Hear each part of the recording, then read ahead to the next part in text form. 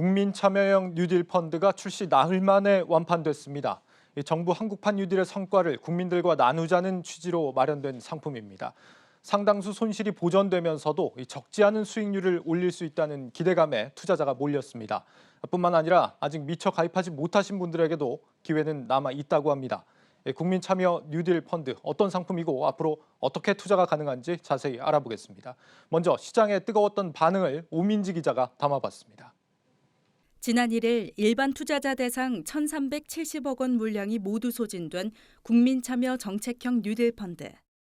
KB증권과 국민은행의 배정 물량은 출시 당일 오전 완판됐고 하나금융투자와 한국포스증권 등도 하루 만에 물량이 동났습니다. 사전 배정으로 판매사 물량이 모두 소진돼 출시와 동시에 완판되기도 했습니다. 문 대통령도 해당 펀드에 가입해 홍보를 도우려고 했으나 조기 완판될 것 같다는 보고를 받았다며 다른 투자자의 기회를 방해하지 않겠다고 SNS에 글을 올렸습니다. 국민참여 정책형 뉴딜 펀드는 작년 9월 발표된 한국판 뉴딜의 일환으로 후순위 투입되는 재정자금이 21.5%까지 손실을 보전합니다. 홍 부총리는 국가적 사업인 뉴딜 펀드의 성과를 국민 모두 누릴 수 있도록 하기 위해 이 펀드를 마련했다고 설명했습니다.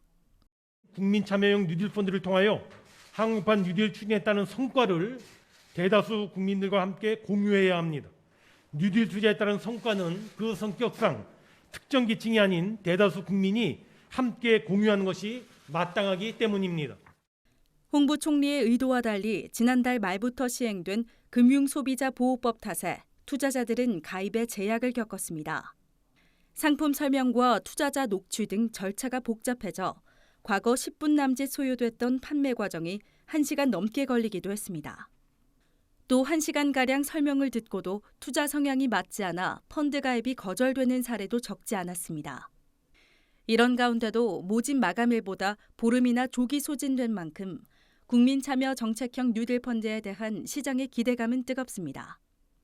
뉴딜 분야의 성장성 그리고 최소 4년 동안의 정부 지원이 된다는 이런 금융 환경, 내자닌 이쪽으로의 운용 노하우, 이 펀드에서 고스란히 향유할 수 있는 또 그런 구조로 돼 있습니다. 이 두 가지가 이 펀드의 향후 수익 전망을 밝게 하는 그런 요인이라고 할 수가 있습니다. 이제는 배정된 물량 모집이 다 끝난 국민참여 정책형 뉴딜 펀드는 이번 달 19일 설정을 앞두고 있습니다. 국민의 주머니 돈이 함께한 이번 뉴딜 펀드로 국민 투자자들이 성공적으로 투자금을 회수할 수 있을지 이목이 집중되고 있습니다. 한국경제TV 오민지입니다. 폭발적인 인기를 끌었던 국민참여 뉴딜 펀드, 가입 안 하신 분들도 기회가 아예 없는 게 아닙니다. 앞으로 공식 상장을 하면 본격 거래가 가능해지는데 어떤 펀드인지 취재기자와 함께 자세히 알아보겠습니다. 증권부 정희영 기자 나와 있습니다. 정 기자, 이 국민참여 뉴딜 펀드 구체적으로 어떤 펀드입니까? 네, 정확한 명칭은 국민참여 정책형 뉴딜 펀드인데요. 지난 9월에 정부가 발표했던 한국판 뉴딜 펀드는 정책형 뉴딜 펀드와 뉴딜 인프라 펀드, 그리고 민간형 뉴딜 펀드 이렇게 세 가지였는데요. 예. 이번에 출시된 국민참여 정책형 뉴딜 펀드는 정책형 뉴딜 펀드 중에서 일반 국민들이 투자자로 참여할 수 있도록 조성된 펀드입니다. 전체 조성 규모는 총 2천억 원인데 이 중에서 일반 투자자들의 모집 규모는 전체의 70%에 달하는 1,370억 원입니다. 투자 가능한 펀드는 앞서 리포트에서 보셨던 것처럼 총 5개 펀드가 있는데요. 5개 펀드 모두 4년 만기 폐쇄형 사모 재간접 공모펀드로 구성되어 있습니다. 5개 펀드는 10개 사모펀드에 분산 투자하게 되는데요. 10개 사모펀드들은 이제 모집된 금액을 뉴딜 산업 관련 상장 그리고 비상장 기업의 지분과 CB와 BW와 같은 메자닌 자산 등에 투자하게 됩니다. 사모 재간접 공모펀드, 말이 상당히 좀 어려운데 이게 사모펀드입니까? 공모펀드입니까? 네, 정확히 말하면 두 가지의 장점을 모두 모아놓은 펀드라고 할 수 있겠는데요. 네. 쉽게 말하자면 공모펀드로 투자자들의 투자금을 모집을 해서 그 모집된 투자금을 사모펀드에 투자하게 되는 방식입니다. 이렇게 투자할 수밖에 없는 이유는 바로 펀드 구조 때문인데요. 예. 우선 사모펀드와 공모펀드의 차이점부터 설명드리겠습니다. 사모펀드는 다양한 투자처에 투자할 수 있는 장점이 있는 대신에 최소 투자 금액이 존재한다는 점과 그래서 이제 일반 투자자들에게는 진입 장벽이 존재한다는 것이 특징인데요. 예. 반면 공모펀드의 경우에는 일반 투자자들에게는 문턱이 낮은 대신에 고위험 자산군에는 투자하기 쉽지 않다는 점에서 투자처에는 제약이 생깁니다. 국민참여 정책형 뉴딜 펀드의 자산군별 투자 비중은 상장 주식이 13% 정도이고 나머지가 비상장 주식과 메자닌으로 구성되어 있는데요. 메자닌 자산이나 비상장 주식 같은 경우에는 상장 주식 대비 고위험 자산군으로 분류가 되고 있어서 일반 공모펀드에 이렇게 80% 가까운 비중으로 투입하기는 쉽지가 않습니다. 예. 그렇다고 이 펀드를 사모펀드로 설정하자니 최소 가입 금액과 가입 인원 제한 같은 게 존재해서 본래 취지였던 국민 참여가 쉽지 않게 되는 상황이 벌어지고요.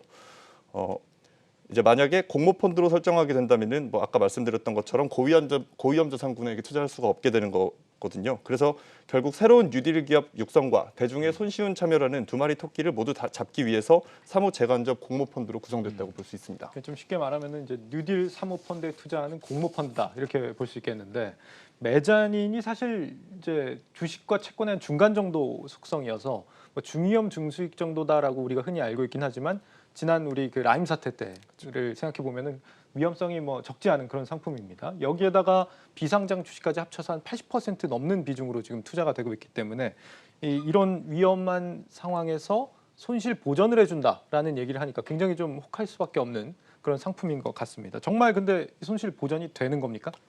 네, 일단 최종 운영 성과를 분배할 때 각 투자자별로 우선순위를 부여하는 방식으로 이제 손실을 보전해 주는 건데요. 예. 일정 규모 손실이 발생하더라도 우선순위에 있는 투자자들은 큰 영향을 받지 않는 구조입니다. 앞서 펀드 구조를 설명드릴 때 전체 설정액 가운데 70%가 일반 투자자들의 자금이라고 말씀드렸죠. 예. 네, 바로 이 70%에 달하는 투자자금, 일반 투자금과 10%의 정책 자금이 선순위 투자자로 분류되는 겁니다. 그리고 이제 또 다른 정부 재정과 피투자 운용사 자금으로 구성된 나머지는 후순위로 참여하게 되는데요. 결국 10개의 자펀드들의 손실률이 21.5% 미만인 경우에는 선순위 투자자인 일반 투자자들의 손실은 발생하지 않게 되는 겁니다. 만약 21.5%를 초과하는 손실이 발생하게 됐을 경우에는 후순위 원금을 먼저 차감하고 남은 손실 범위만 부담하게 되는 건데요. 간단하게 숫자로 비율로 말씀드리자면 전체에서 최종 30%의 손실이 났을 경우에는 선순위 투자자들은 10.8%, 50%의 손실의 경우에는 36.3%로 투자 손실이 제한되게 됩니다. 그러니까 선순위는 정리를 하자면은 일반 투자자가 비중이 많은 게 선순위고 후순위 같은 경우는 지금 정부 재정으로 많이 좀 투여가 돼 있는 상태인데 손실이 나면 21% 정도는 정부가 보전을 해준다 이렇게 이해를 쉽게 생각해 볼 수 있겠네요. 그렇죠. 예. 수익이 났을 때도 이제 선순위와 후순위 배분이 다르다면서요? 네, 이제 수익이 났을 때 역시 기본적으로는 선순위 투자자가 우선적으로 배분받게 되는데요. 하지만 우선 배분되는 수익은 출자금의 20%까지로 제한이 됩니다. 예. 만약 출자금의 20%를 초과하는 수익이 발생했다면은 20%를 초과하는 부분에 대해서는 선순위 투자자와 후순위 투자자, 그러니까 일반 투자자와 정부가 되겠죠. 예. 4대 6의 비율로 분배받게 됩니다. 따라서 만기 이후 수익률이 20% 이상이 났다고 하면은 후순위 투자자가 조금 더 많은 수익을 분배받게 되는 겁니다. 이해하기 쉽게 숫자로 풀어서 설명해 드리자면 예. 이제 선순위 투자자가 20%까지는 수익률을 먼저 분배받기 때문에 전체 펀드에서 총 15.7%의 수익이 났을 경우에는 선순위 투자자는 20%, 그리고 후순위 투자자는 원금만 분배받게 됩니다. 하지만 전체 수익률이 30%가 났다. 그렇다면 20% 초과분에 대한 분배 비율에 따라서 선순위 투자자는 25.1%, 만약에 50%가 수익이 났다라고 하면 선순위 투자자는 35.3%의 수익률을 기록하게 됩니다. 예. 이제 선순위, 후순위 투자 관련된 내용을 종합하자면 21.5%의 손실까지는 원금이 보장되는 거고 20% 초과하는 수익을 거두게 된다면 선순위 투자자의 경우 후순위보다 수익을 덜 분배받게 되는 건데요. 때문에 국민 참여 정책형 뉴딜 펀드는 저위험 중수익 구조의 펀드라고 보시면 될 것 같습니다. 예. 저기서 말하는 수익률이라는 게 4년 만기 시점에 가져다주는 수익률을 말하는 거겠죠? 네. 그렇군요. 4년 만기 시점에 진짜 손실을 날지 수익을 날지 그것도 좀 궁금해지는 포인트인데 폐쇄형 펀드다 이런 표현을 쓰고 있거든요. 그러니까 이게 4년 동안 돈이 묶인다 이런 뜻입니까? 네, 반은 맞고 반은 틀리다고 보면 좋을 것 같습니다. 네. 우선 4년 만기 폐쇄형으로 설정됐기 때문에 4년 동안 중도 환매는 불가능합니다. 폐쇄형으로 이렇게 설정된 이유는 이제 규모가 작은 기업의 비상장 주식이나 메자닌 같은 경우에는 중도의 자금을 환수하게 된다면은 기업이 재정난에 발생할 수 있고 이게 기업 가치 하락으로 이어지는 등 이제 연쇄적인 손실이 일어날 수 있기 때문인데요. 예. 하지만 국민참여 정책형 뉴딜 펀드의 경우에는 90일 이내에 펀드를 거래소에 상장시켜서 매매가 가능하도록 할 계획입니다. 이렇게 될 경우 펀드 투자자가 만기가 오기 전에 자금을 환수하고 싶을 때는 펀드를 다른 투자자에게 판매하면 되는 겁니다. 대표적으로 거래소에 상장된 펀드들인 맥쿼리 인프라나 맵스 리얼티 같은 종목과 동일해진다고 보시면 되는 건데요.